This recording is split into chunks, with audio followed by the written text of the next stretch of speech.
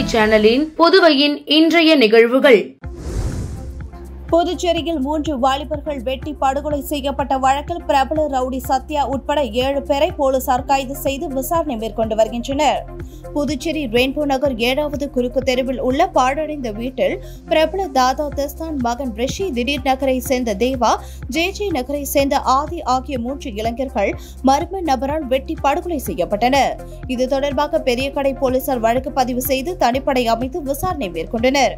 விசாரணையில் டிவி நகரை சேர்ந்த பிரபல ரவுடி சத்யா கொலை செய்தது தெரியவந்தது. இதனை அடுத்து சென்னையில் தலைமறைவாக இருந்த சத்யா உட்பட 10 பேரை போலீசார் கைது செய்தனர். விசாரணையில் முன்பகை காரணமாக 3 பேரையும் கடத்தி பாழடைந்த கட்டிடத்தில் அடைத்து வைத்து துன்புறுத்தி கொன்றதாக ரவுடி சத்யா அதிர்ச்சி வாக்குமூலம் அளித்துள்ளார். மேலும் இந்த வழக்கில் வேறு யாருக்கேனும் தொடர்பு உள்ளதா என போலீசார் தீவிர விசாரணை மேற்கொண்டு வருகின்றனர். புதுச்சேரியில் தனியார் பள்ளி ஒன்றில் 6 வயது சிறுமியிடம் பாலியல் சீண்டலில் ஈடுபட்ட ஆசிரியரை கைது செய்ய வலியுறுத்தி சிறுமியின் உறவினர்கள் சுமார் 6 மணி நேரத்திற்கு மேலாக புதுச்சேரி கடலூர் சாலையில் மறியலில் ஈடுபட்டதால் போக்குவரத்து கடுமையாக பாதிக்கப்பட்டது. புதுச்சேரி மணவெளி தொகுதிக்குட்பட்ட தவளக்குப்பம் தானாம்பாளையம் பகுதியில் பாஜக பிரமுகர் ராமு என்பவருக்கு சொந்தமாக தனியார் பள்ளி செயின்ட் ஜோசப் மேல்நிலைப் பள்ளி செயல்பட்டு வருகிறது. இப்பள்ளியில் அறிவியல் ஆசிரியராக பணிபுரிந்து வரும் நோனாங்குப்பத்தை சேர்ந்த மணிகண்டன் அதே பள்ளியில் 1ஆம் வகுப்பு படிக்கும் 6 வயது சிறுமியிடம் கடந்த 4 மாதங்களாக பாலியல் சீண்டலில் ஈடுபட்டதாக கூறப்படுகிறது. இதனிடையே நேற்று முன்தினம் அந்த சிறுமிக்கு திடீரென உடல்நிலை சரியில்லாமல் வீட்டில் இருந்துள்ளார். இதனை கண்ட அவரது பெற்றோர்கள் அவரை மருத்துவமனைக்கு அழைத்து சென்று பரிசோதித்த போது சிறுமி பாலியல் சீண்டலுக்கு ஆளாகி இருப்பது தெரியவந்தது. தொடர்ந்து பெற்றோர் சிறுமியிடம் விசாரித்த போது தன்னிடம் ஆசிரியர் ஒருவர் தகாத முறையில் நடந்து கொண்டதாக தெரிவித்துள்ளார். இதனால் ஆத்திரமடைந்த சிறுமியின் பெற்றோர் மற்றும் உறவினர்கள் சம்பந்தப்பட்ட பள்ளியை முற்றுகையிட்டு போராட்டத்தில் ஈடுபட்டு பள்ளியை சூறையாடி ஆசிரியர் மணிகண்டன் மற்றும் பள்ளியின் நிறுவனர் ராமு மீது உடனடியாக வழக்கு பதிவு செய்து கைது செய்ய கோரி புதுச்சேரி கடலூர் சாலையில் மறியலில் ஈடுபட்டனர். இதனால் புதுச்சேரி கடலூர் சாலையில் சுமார் 6 மணி நேரத்திற்கும் மேலாக போக்குவரத்து கடுமையாக பாதிக்கப்பட்டது. இதனிடையே சம்பந்தப்பட்ட ஆசிரியர் மணிகண்டனை விசாரணைக்காக பள்ளியில் இருந்து போலீசார் காவல் நிலையம் அழைத்து செல்ல முயன்ற போது ஆசிரியரை பொதுமக்களும் உறவினர்களும் தாக்கியதால் பரபரப்பு ஏற்பட்டது. இந்த நிலையில் சம்பவ இடத்திற்கு வந்த தொகுதியின் சட்டமன்ற உறுப்பினரும் சபாநாயகருமான செல்வத்திடம் கடும் வாக்குவாதத்தில் ஈடுபட்டதால் அவர் அங்கிருந்து சென்றார். இதனிடையே சம்பவ இடத்திற்கு விரைந்து வந்த அதிமுக மாநில செயலாளர் அன்பழகன், மாநில துணை செயலாளர் குமுதன், பாமக மாநில அமைப்பாளர் கணபதி உட்பட அரசியல் கட்சியினர் பாதிக்கப்பட்டவர்களுக்கு ஆதரவாக சாலையில் அமர்ந்து போராட்டத்தில் ஈடுபட்டனர். இதனிடையே ஆட்சியர் குலோத்துங்கன், டிஐஜி சத்யசுந்தரம் உள்ளிட்டோர் நேரில் சென்று பேச்சுவார்த்தை நடத்தினர். அப்போது ஆசிரியர் மீது போக்சோ வழக்கு பதிவு செய்யப்பட்டு பள்ளிக்கு சீல் வைக்கப்படும் என்றும் பள்ளி நிர்வாகத்தின் மீதும் வழக்கு பதிவு செய்யப்படும் என மாவட்ட ஆட்சியர் குலோத்துங்கன் போராட்டக்காரர்களிடம் உறுதியளித்ததை தொடர்ந்து போராட்டம் கைவிடப்பட்டது. கண்டமங்கலம் பகுதியில் மனைவியின் நடத்தையில் சந்தேகப்பட்டு தூங்கிக் கொண்டிருந்த மனைவியின் தலையில் அம்மிக்கல்லை போட்டு கொலை செய்து கணவர் நள்ளிரவில் காவல் நிலையத்தில் சரணடைந்தார். விழுப்புரம் மாவட்டம் கண்டமங்கலம் வாய்க்கால் மேட்டு தெரு பகுதியைச் சேர்ந்த மணிகண்டன் செங்கல் சூளை கூலி தொழிலாளி. இவரது மனைவி உமா என்கின்ற உமா மகேஸ்வரி வயது 44. இருவரும் சேர்ந்து செங்கல் சூளையில் கூலி வேலை செய்து வருகின்றனர். இருவருக்கும் இடையிடையே தொடர்ந்து குடும்ப பிரச்சினை நிலவி வந்துள்ளது. மேலும் மணிகண்டன் தனது மனைவி தவறான பழக்க வழக்கங்களில் உள்ளார் என்று சந்தேகத்தின் அடிப்படையில் நேற்று இரவு இருவருக்கும் இடையில் வாக்குவாதம் வலுத்துள்ளது. அதன்பின் மணிகண்டன் மனைவி கண் அயர்ந்து தூங்கிய நேரத்தில் வீட்டு வெளியே இருந்த அம்மிக்கல்லை அவரது தலையில் போட்டுள்ளார். இதில் அவர் ரத்த வெள்ளத்தில் துடிதுடித்து இறந்தார். அவர் இறந்ததை உறுதி செய்த பின் நள்ளிரவில் நடந்தே சென்று காவல் நிலையத்தில் சரணடைந்தார். இதன் அடிப்படையில் அவர் மீது கண்டமங்கலம் காவல் நிலைய ஆய்வாளர் சுரேஷ் பாபு வழக்கு பதிவு செய்து உடலை கைப்பற்றி பிரேதத்தை பரிசோதனைக்காக முண்டியம்பாக்கம் அரசு மருத்துவமனைக்கு அனுப்பி வைத்தனர். இது தொடர்பாக அப்பகுதியில் பெரும் பரபரப்பு ஏற்பட்டுள்ளது. புதுச்சேரியில் நேற்று 3 இளைஞர்கள் வெட்டி படுகொலை செய்யப்பட்ட நிலையில் முத்தியால்பேட்டை காவல் நிலைய எல்லைக்குட்பட்ட பகுதிகளில் உள்ள ரவுடிகளுக்கு இன்ஸ்பெக்டர் தனசேகர் எச்சரிக்கை விடுத்துள்ளார். புதுச்சேரி ரெயின்போ நகர் பகுதியில் நேற்று பிரபல தாதா தெஸ்தான் மகன் ரிஷி, திடீர் நகரை சேர்ந்த தேவா, ஜேஜே நகரை சேர்ந்த ஆதி ஆகிய 3 இளைஞர்கள் மர்ம கும்பலால் வெட்டி படுகொலை செய்யப்பட்ட சம்பவம் புதுச்சேரி மக்களிடையே அதிர்ச்சியை ஏற்படுத்தியுள்ளது. இந்த நிலையில் முத்தியால்பேட்டை காவல் நிலைய எல்லைக்குட்பட்ட பகுதிகளில் உள்ள குற்றவாளிகள் மற்றும் ரவுடிகளிடம் இன்ஸ்பெக்டர் தனசேகர் விசாரணை மேற்கொண்டார்.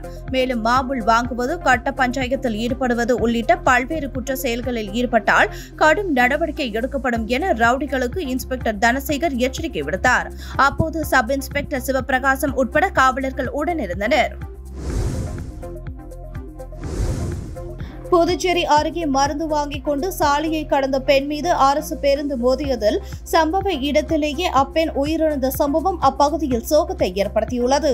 புதுச்சேரி அருகே விழுப்புரம் மாவட்ட ஆட்சியர் அலுவலகம் எதிரில் உள்ள சாலையில் கீழ்பெரும்பாக்கம் ஏரிக்கரை பகுதியைச் சேர்ந்த காசிநாதன் மனைவி சுசிலா, வயது 60 என்பவர் மெடிக்கலில் மருந்து வாங்கிக் கொண்டு சாலையை கடக்க முயன்றார். அப்பொழுது புதுச்சேரியில் இருந்து விழுப்புரம் நோக்கி வந்த அரசு பேருந்து மோதியதில் பெண் சம்பவ இடத்தில் பலியானார். உடனடியாக அங்கு பணியில் இருந்த போக்குவரத்து போலீசார் சம்பவ இடத்திற்கு நேரில் சென்று பெண்ணின் உடலை மீட்டு முண்டியம்பாக்கம் அரசு மருத்துவக் கல்லூரி மருத்துவமனைக்கு அனுப்பி வைத்தனர். விபத்து குறித்து விழுப்புரம் மேற்கு காவல் நிலைய போலீசார் வழக்கு பதிவு செய்து விசாரணை நடத்தி வருகின்றனர். புதுச்சேரியில் இருந்து விழுப்புரத்திற்கு உடல் முழுவதும் டேப் ஒட்டி நூதன முறையில் மது பாட்டில்களை கடத்த முயன்றவரை மதுவிலக்கு போலீசார் கைது செய்தனர். விழுப்புரம் மாவட்ட காவல் கண்காணிப்பாளர் சரவணன் உத்தரவின் பேரில் தனிப்படை போலீசார், உதவி ஆய்வாளர் சண்முகம், சதீஷ் மற்றும் காவலர்கள் விழுப்புரம் பழைய பேருந்து நிலையத்தில் கண்காணிப்பு பணியில் ஈடுபட்டிருந்தனர். அப்பொழுது சந்தேகப்படும்படி நின்றிருந்த நபரை அழைத்து விசாரித்தபோது அவர் முன்னுக்கு பின் பதில் அளித்ததால் சந்தேகம் அடைந்த போலீசார் அவரை சோதனை செய்தனர். அப்பொழுது உடல் முழுவதும் மது பாட்டில்களை டேப் ஒட்டி கடத்த முயன்றது தெரியவந்தது. மேலும் விசாரணையில் விழுப்புரத்தை சேர்ந்த நாகமணி என்பதும் புதுச்சேரியில் இருந்து நூதன முறையில் உடம்பில் மது பாட்டில்களை டேப் ஒட்டி தமிழக பகுதியில் விற்பனை செய்ய முயன்றது தெரியவந்தது. இதனையடுத்து அவரை கைது செய்த போலீசார் அவரிடம் இருந்து 120 மது பாட்டில்களை பறிமுதல் செய்து சிறையில் அடைத்தனர். புதுச்சேரி பெரம்பை பகுதியில் உள்ள பழைய பிளாஸ்டிக் குடோனில் நண்பகலில் ஏற்பட்ட திடீர் தீ விபத்தில் அனைத்து பிளாஸ்டிக் பொருட்களும் எரிந்து நாசமானது. புதுச்சேரி வில்லியனூர் அருகே உள்ள பெரம்பை பகுதியில் செயல்பட்டு வருகின்றது பழைய பிளாஸ்டிக் குடோன். இந்த குடோனில் இன்று நண்பகல் திடீரென தீப்பற்றி மளமளவென தீயானது குடோன் முழுவதும் பரவியதால் தீ மற்றும் குறும்புகை வானளவு பரவியது. இதனை அடுத்து வில்லியனூர் தீயணைப்பு வீரர்கள் உடனடியாக சென்று 1 மணி நேரம் போராடி தீயை அணைத்தனர். தீ விபத்து காரணமாக அனைத்து பழைய பிளாஸ்டிக் பொருட்களும் எரிந்து நாசமானது. தீ விபத்து குறித்து வில்லியனூர் போலீசார் விசாரணை மேற்கொண்டு வருகின்றனர். புதுச்சேரியில் பாலியல் துன்புறுத்தலுக்கு ஆளான சிறுமியின் குடும்பத்திற்கு ரூபாய் 20 லட்சம் நிவாரணம் வழங்க வேண்டும் என அதிமுக மாநில செயலாளர் அன்பழகன் வலியுறுத்தியுள்ளார். புதுச்சேரி அதிமுக தலைமை அலுவலகத்தில் செய்தியாளர்களை சந்தித்த மாநில செயலாளர் அன்பழகன், புதுச்சேரி தானாம்பாளையம் தனியார் பள்ளி ஆசிரியரால் பாலியல் துன்புறுத்தலுக்கு ஆளான பாதிக்கப்பட்ட சிறுமியின் குடும்பத்திற்கு ரூபாய் 25 லட்சம் நிவாரணம் வழங்க வேண்டும் என்றும், உரிய நடவடிக்கை எடுக்காத தவளக்குப்பம் காவல் நிலைய ஆய்வாளர், உதவி ஆய்வாளர் உட்பட அனைத்து காவலர்களையும் கூண்டோடு இடமாற்றம் செய்ய வேண்டும் என்றார். பள்ளியின் தாளாளர் சபாநாயகர் செல்வத்திற்கு நெருக்கமானவரும் பாஜகவை சேர்ந்தவர் என்பதால் போலீசார் நடவடிக்கை எடுக்கவில்லை என குற்றம் சாட்டிய அன்பழகன், பாதிக்கப்பட்ட மக்களை சந்திக்க சொகுசு காரில் வலம் வரும் உள்துறை அமைச்சர் உட்பட ஏனைய அமைச்சர்கள் வராதது ஏன் என கேள்வி எழுப்பினார். இந்த விவகாரத்தில் மீனவ பஞ்சாயத்து எடுக்கும் முடிவிற்கு அதிமுக என்றும் துணை நிற்கும் என கூறினார். புதுச்சேரி மாநிலத்தில் சட்டம் ஒழுங்கு முழுமையாக சீர்குலைந்துள்ளது என்றும், குற்றவாளிகள் ரவுடிகளுடன் குற்றப்பிரிவு போலீசார் தொடர்பில் இருப்பதால் சட்டம் ஒழுங்கு சீர்குலைவு ஏற்படுவதாக தெரிவித்தார். பாலியல் வன்முறை செயல்கள் தொடர்ந்து நடத்தப்பட்டு வந்திருக்குது. இது ஆளுகின்ற அரசுக்கு ரொம்ப கூட்டணி அரசா இருக்கக்கூடிய பிஜேபி முக்கியமான தலைவருடைய பள்ளி என்னவர் பல நேரத்தில் கட்ட பஞ்சாயத்து பண்ணியும் அது போன்ற பிரச்சனைகளை வெளிவராம தடுத்துருந்தாங்க. அது போன்ற ஒரு ஈனத்தனமான ஒரு காரியத்தால குளிரூட்டு போன உடற்பள்ளி ஆசிரியர் ஒருத்தர் 7 வயது நிரம்பிய ஒரு சிறு குழந்தைய பாலியல் பலாத்கார வன்முறை செஞ்சிருக்காரு. அது பாதிக்கப்பட்ட அந்த பொண்ணுக்கு யூரின், அந்த குழந்தைக்கு யூரின் வரலன்னு பெற்றோர்கள் மருத்துவர்கள் கொண்டு வந்து காட்டினாங்க. அவங்க அதை அந்த விசாரிக்கும் போது இந்த மாதிரி தப்பு நடந்து தெரிஞ்சுக்குது. கோபத்துல அந்த பள்ளிக்கூடத்துல போயிட்டு நியாயம் கேட்கறதுக்கு போறாங்க. அதுக்குள்ள வந்து பள்ளி நிர்வாகம் போலீஸுக்கு தகவல் சொல்றாங்க, இந்த மாதிரி ஒரு கும்பல் வந்து தரப்படும். இப்போ வந்தவங்க அந்த வந்து காவல்துறையை சேர்ந்தவர்கள் ஒரு சிலர் வந்து 2க்கும் மேற்பட்டவர்கள் என்ன ஏதுன்னு கூட கேட்காமலேயே பாதிக்கப்பட்ட பெண்ணோட குழந்தையோட அப்பாவையும் அம்மாவையும் தடியால் அடிச்சுறாங்க. இது வந்து அந்த பிஜேபியினுடைய விசுவாசத்தை அந்த காவல்துறையினர் வந்து வெளிப்படுத்தியுடைய வெளிப்பாடு. இது வந்து எந்த விதத்திலயுமே வந்து ஏற்றுக்கொள்ள முடியாத ஒண்ணு. நான் குடும்பத்துல ஒரு பொண்ணை வந்து இந்த மாதிரி வந்து அநியாயம் பண்ணிக்கலாம், அந்த குடும்பத்தினர் வந்து அழுது பரலும் போது அழுது நியாயம் கேட்டு பள்ளிக்கூடத்துக்கு வராங்க. அங்க சில அசம்பாத சம்பவங்கள் திட்டுவாங்க போவாங்க, இதெல்லாம் இருக்கதான் செய்யும். நீ காவல்துறை வந்து சம்பந்தப்பட்ட ஆளை அடிச்சு ஈத்து போச்சுன்னா இந்த பிரச்சனை கிடையாது. அவனுக்கு நீ பாதுகாப்பு கொடுக்கின்ற விதத்துல வந்து பாதிக்கப்பட்ட அந்த குழந்தையினுடைய தாயையும் தந்தையும் தடியால் அடிப்பது இது வந்து ஆட்சி அதிகாரத்தில் உள்ளவர்களுக்கு இந்த காவல்துறை வந்து பூஜா தூக்குற வேலை செஞ்ச மாதிரி. இது வந்து மிகப்பெரிய தவறான ஒன்று. அதன் பிறகு நடந்த ஒரு 6 மணி நேரம் மறியல் போராட்டத்துக்கு முதல் காரணமே காவல்துறையினுடைய அத்துமீறிய செயல் தான் முதல் காரணம். இரவு வரைக்கும் பாதிக்கப்பட்ட அந்த குடும்பத்தினர் இருந்து ஒரு புகாரை கூட காவல்துறையினர் தராமலேயே எப்பாரு கூட நைட் வரைக்கும் நீங்களே எதை பண்ணீங்க போனீங்க வந்தீங்க.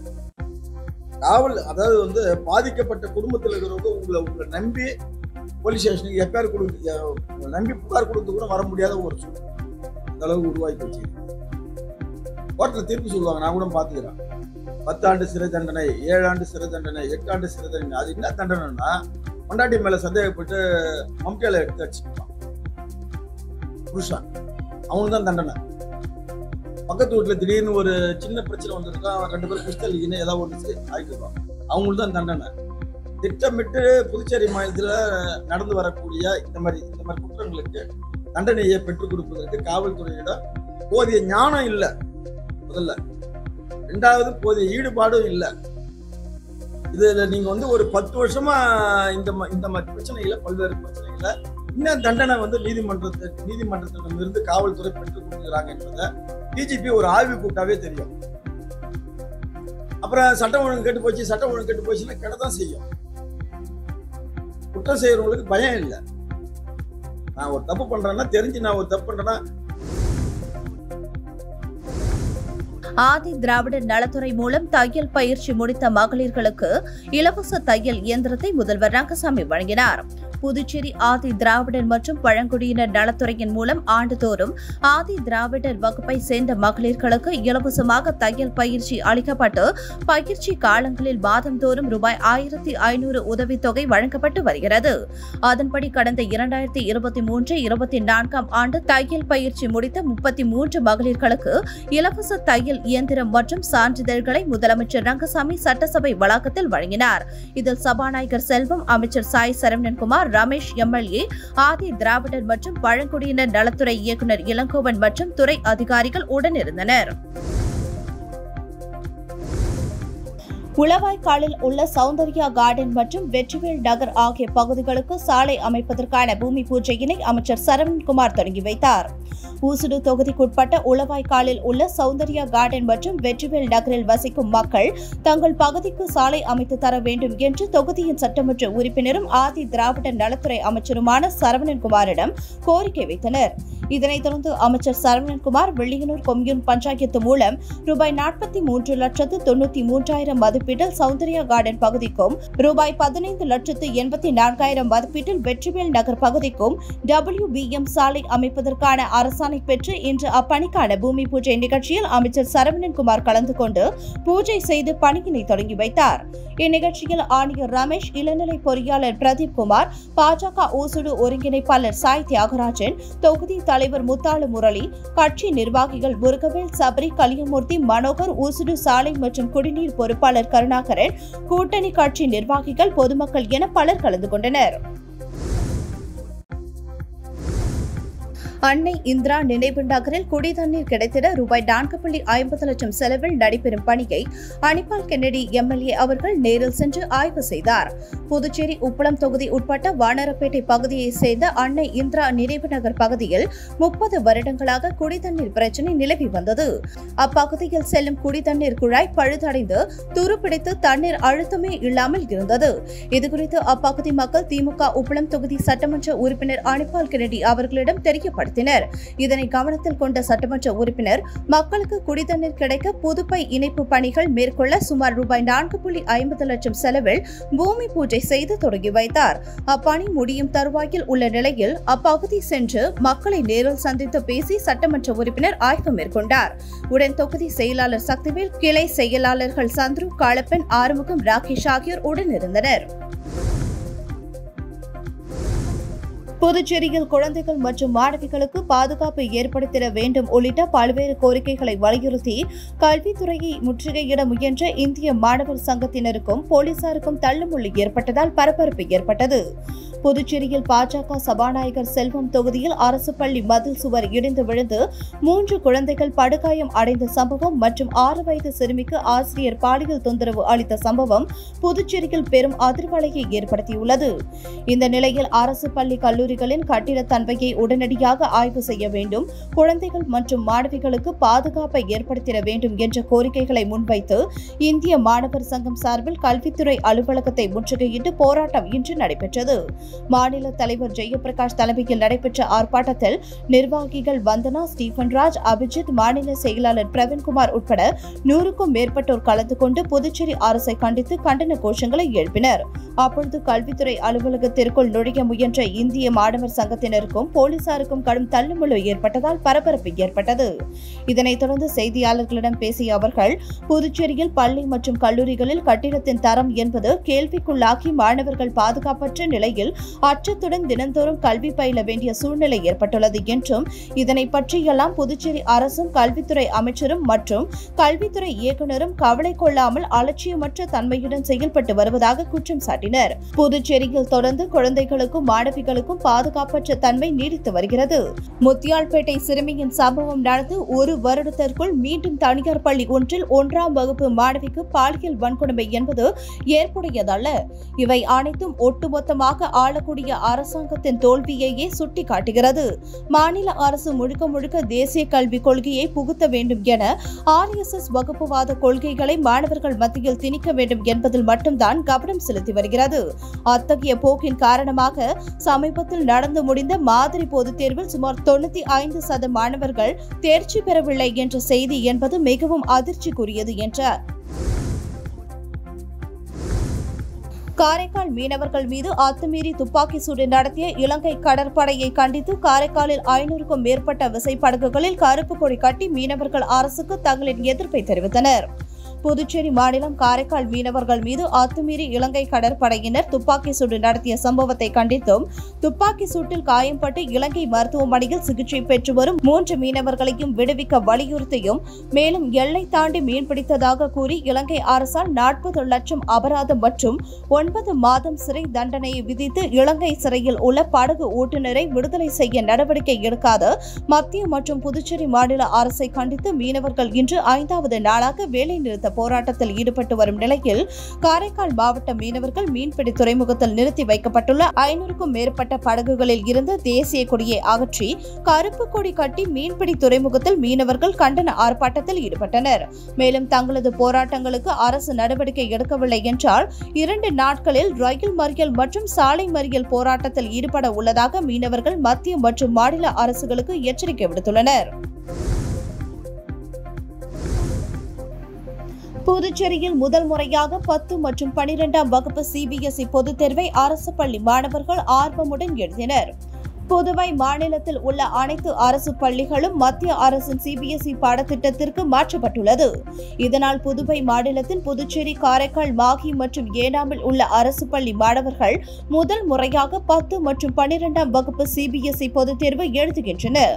இந்த நிலையில் 10 மற்றும் 12ஆம் வகுப்பு மாணவர்களுக்கான CBSE பொதுத் தேர்வு இன்று தொடங்கியது. புதுச்சேரி பகுதியில் 12ஆம் வகுப்பு தேர்வை 44 அரசு பள்ளிகளை சேர்ந்த 4129 9 மாணவர்களும் 10ஆம் வகுப்பு தேர்வை 86 அரசு பள்ளியை சேர்ந்த 4098 மாணவர்களும் எழுதினர். காரைக்கால் பகுதியில் 12ஆம் வகுப்பு தேர்வை 11 அரசு பள்ளிகளை சேர்ந்த 1203 மாணவர்களும் 10ஆம் வகுப்பு தேர்வை 25 அரசு பள்ளிகளை சேர்ந்த 181 மாணவர்களும் எழுதினர். மாகி பகுதியில் 12ஆம் வகுப்பு தேர்வை 4 அரசு பள்ளிகளை சேர்ந்த 385 மாணவர்களும் 10ஆம் வகுப்பு தேர்வை 326 மாணவர்களும் எழுதினர். ஏனாம் பகுதியில் 12ஆம் வகுப்பு தேர்வினை ஒரு அரசு பள்ளியை சேர்ந்த 46 பள்ளி மாணவர்களும் 10ஆம் வகுப்பு தேர்வினை 8 அரசு பள்ளியை சேர்ந்த 285 மாணவர்களும் தேர்வெழுதுகின்றனர்.